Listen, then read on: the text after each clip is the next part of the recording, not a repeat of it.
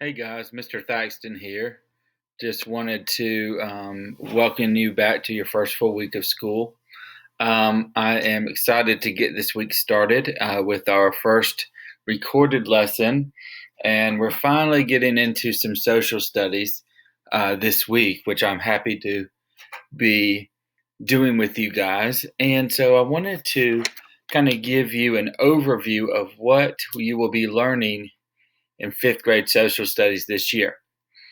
Fifth grade social studies has a lot of information, a lot of things we will learn about, but it's a lot of cool things about American history. So I think you will learn a lot. There'll be some things that you know, so it will help us have some great discussion um, on what topics we are learning about. So you will be very, very familiar with some of these. And where we leave off at the end of the year, you will begin there in sixth grade. So it's kind of like we have to get to a certain spot or a specific spot in time in history. And then in sixth grade, you start there and move on towards present day. So I just wanted to go through these quickly and share with you some of the things that you'll be learning about this year. So first thing you'll be learning about is maps and states and capitals east of the Mississippi River. This is important because, and we always do this at the beginning of the year, because you need to know where things are. You need to know where Alabama is. You need to know where New York is, Virginia, and the line that we use is places east of the Mississippi River. So this way, east is on this side toward where Florida, and the west is on the California side. So Texas is in the west. So, anyways, you see these states or states that are in like a dark cream color. Those are the ones we'll focus on. But then the ones that are surrounding the Mississippi River as well, we'll get on those. So, anything Texas above all the way here, we won't be messing with or worrying about those this year, but you will be learning about those next year. So that's something for you to look forward to. We'll learn about that because let's say we're talking about the first colony of Jamestown. Well, Jamestown is in Virginia. Well, if you don't know where Virginia is, then we need to make sure you know that. And so by learning this at the beginning, it will help you in understanding things as we go throughout the school year. So I think you'll enjoy this, and it's very beneficial.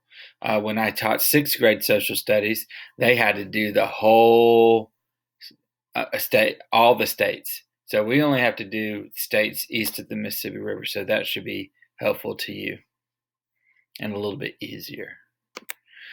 Next, we'll also be learning about early exploration of North America.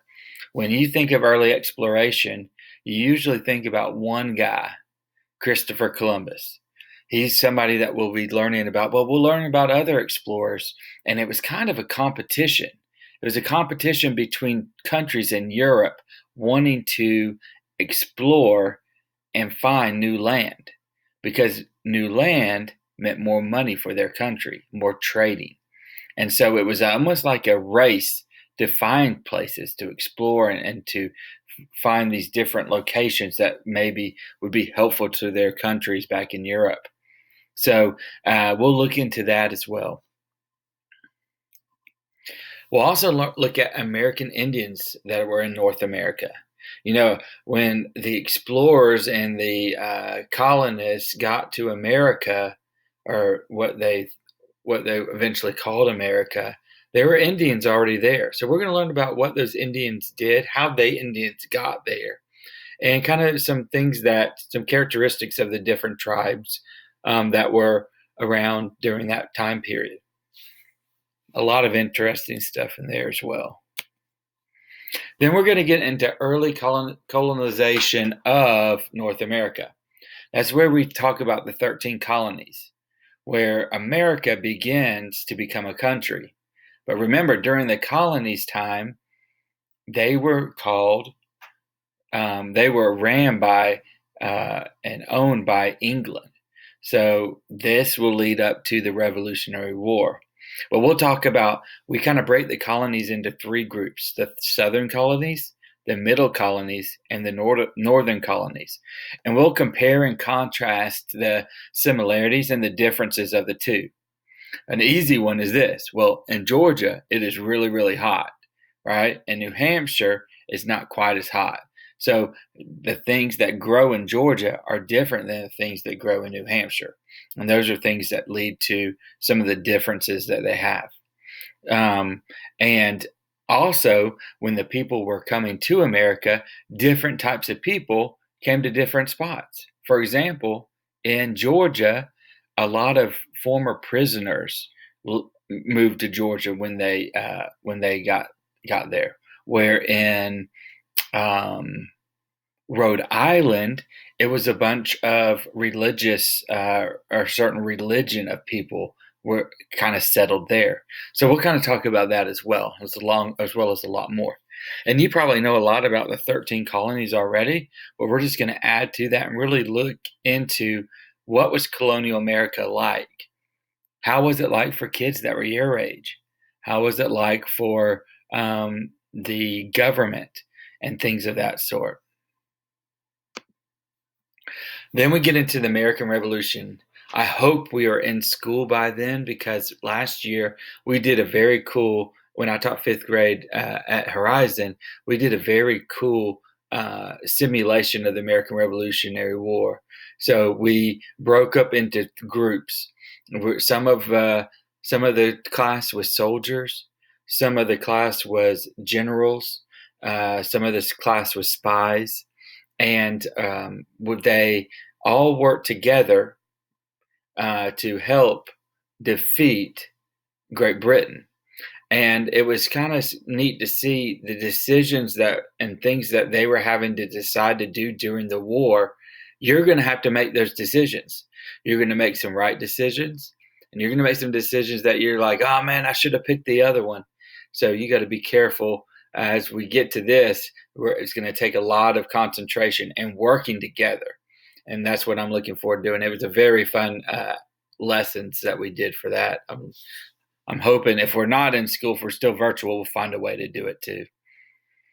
So after the American Revolution, we get it. There's a time period between the Civil War, and so between the American Revolution and the Civil War, we'll see how America became a country and things that they had to do as a new country.